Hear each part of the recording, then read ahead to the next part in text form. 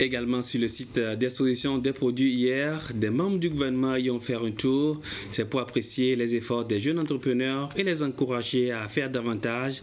Ils n'ont pas hésité à acheter quelques produits made in Togo. Estelle Laclé. Entrée de la salle de conférence du tout premier forum économique Togo-Union européenne, c'est une odeur forte et très épicée du café Made in Togo qui vous accueille. Les tasses de ce café s'arrachent d'ailleurs comme de petits pains. La dégustation est gratuitement offerte aux participants. C'est un bon café et puis on sent que c'est vraiment naturel et c'est vraiment togolais parce que ça se fait sur place. Quand on transforme, on a des petits appareils comme ça pour moudre le café. Et nous avons les poudres de café direct naturel. Café Robusta du Togo naturel qu'on consomme. Et après la mouture, tu vas à la tasse. Cet espace d'exposition fait partie de la 50aine de stands aménagés pour l'occasion. De quoi promouvoir le Made in Togo. On y trouve un peu de tout. Du vestimentaire au cosmétique en passant par l'agroalimentaire. La première particularité, c'est que nous faisons que du chocolat noir. On ne met pas trop de sucre dedans parce que le chocolat, on en a besoin pour une bonne santé. Nous avons des parfums qui sont du terroir. Par exemple, au lieu d'utiliser le vanille qu'on va importer, nous préférons utiliser l'arachide qui est chez nous, l'anacarde qui est chez nous, le gingembre et le noix de coco. Et la particularité, nous avons aussi un produit que nous appelons la tartine. Si tous ces exposants optent pour le naturel avec comme matière première les produits locaux, c'est bien pour le bien-être des consommateurs. Nous avons ici des produits d'une quarantaine de femmes de 3 secteurs. Le secteur textile, le secteur mode design, vous voyez derrière moi ce que nous faisons, les habits d'enfants également, le secteur cosmétique et le secteur agroalimentaire. Et au sein du secteur agroalimentaire, nous avons même initié ce qu'on appelle la food cosmétique. La pluralité des produits rime avec la diversification du secteur de l'entrepreneuriat au Togo.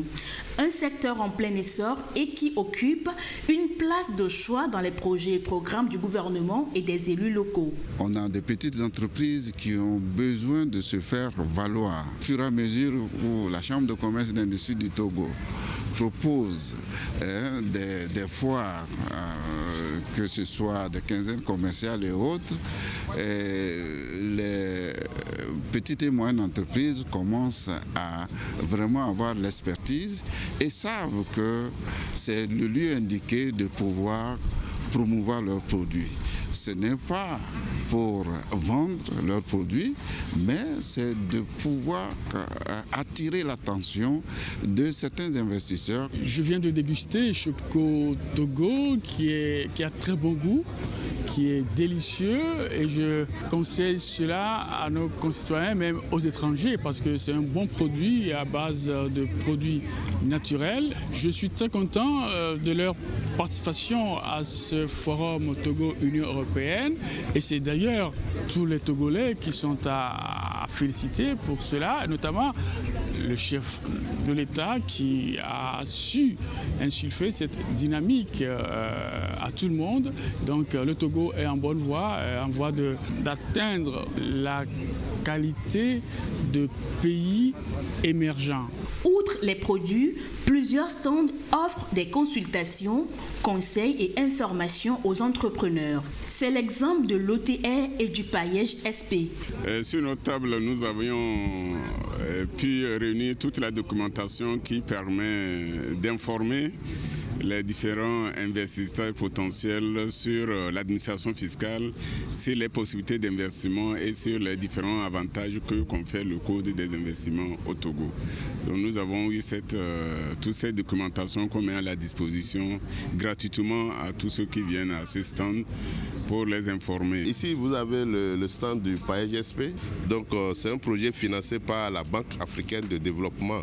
Et pour tous ceux qui viennent au stand, en fait, c'est pour présenter les opportunités. Le paillage soutient des entreprises à travers le financement des appuis techniques. Donc, on est là. Tous ceux qui ont besoin de comprendre, de savoir un peu d'informations sur le projet, on est là pour le leur donner. Une société qui accompagne les jeunes. J'ai trouvé opportun de me rapprocher d'eux pour pouvoir avoir voir exactement ce qu'ils font. Donc le monsieur vient de m'expliquer qu'ils accompagnent dans l'agriculture et autres. J'ai des projets en agriculture, donc ça tombe bien. C'est l'un des secteurs sur lequel mise le gouvernement togolais pour la réalisation du plan national de développement PND. Le plan national de développement est en effet financé à 65% par le secteur privé. C'est dire que le gouvernement togolais priorise ce secteur, compte sur ses jeunes et croit en leur savoir-faire.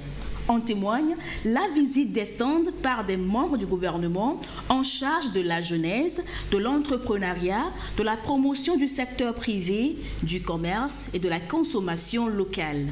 Sur place, ils congratulent les entrepreneurs, achètent leurs produits et recueillent les défis auxquels ils font face. Nous ne pouvons pas produire et ne pas être en mesure de consommer ce que nous produisons. Nous connaissons, nous maîtrisons les circuits de production que nous avons, que ce soit le café de Daï ou bien de Zogwegan que je tiens entre mes mains ici, le temps de la vallée.